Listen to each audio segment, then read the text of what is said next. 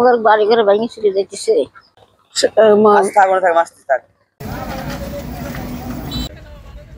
কি কয় গেদা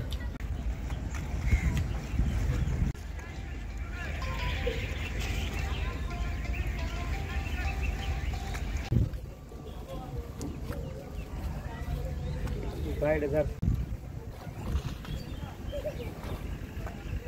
চল ইউনিটি করবি মনে আছি আমাদের নদী ভাঙনের এই যে সমস্যা। আমরা আগে তো ব্যবসা কথা ফেয়েছি, যাই দুই চারটা কামাই করতাম, এখন ফেয়েছি ব্যবসা বাণিজ্য নাই।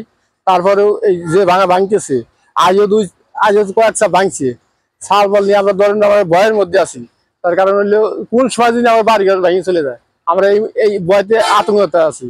তা আমরা সিএমের কাছে উপজেলা সিএমের কাছে কইছি, টিনুসারের কাছে কইছি, তারা এসে ছবিটা উঠে নিয়েছে, কিন্তু আজও পর্যন্ত তারা কাম করেনি। খালি খালি খালি কইছে যে আজ নেই কাল নেই, দিন চলে গেল, পার হয়ে গেল।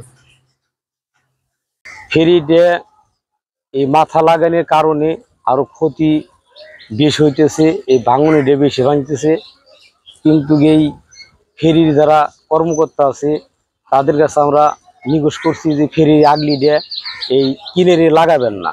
তারপরেও তারা এই নিগোশটা আমাদের কথা শুনতেছে না।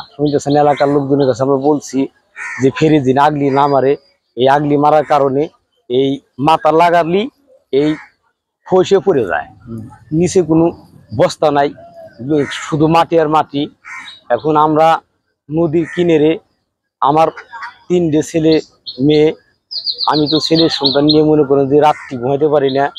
এই রাত্রি বসে থাকা লাগে দুশ্চিন্তাতে কখন যেন আমার নদীতে এই ঘরটা ভেঙে যায়।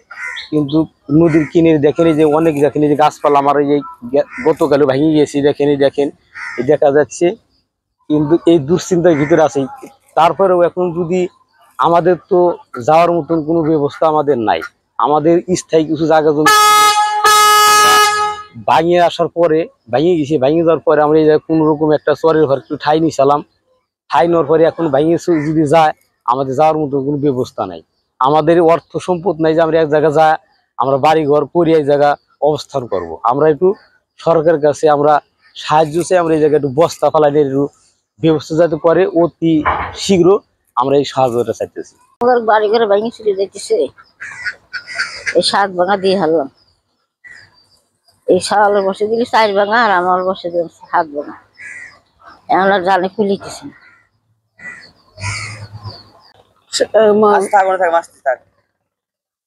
কত বছর ধরে এরকম ভাঙ্গনি, এই খালি মানুষ দেখে যায় আর এই করে, কেউ তাই গায় না। এই মুর্দে বস্তা দেয়, হেনে দেয় না। আমরা তো খুব অসহায় নিয়েছেন পারালে পার, আমরা গরিব মানুষ, আমাকে জমি নাই কিছু নাই, সব গাঙ্গের মধ্যে। আমরা কোনে যাবো? যদি সরকারের যদি না বাইন্ধে দেয় তাহলে আমরা কি করব, এই ভালো জানি।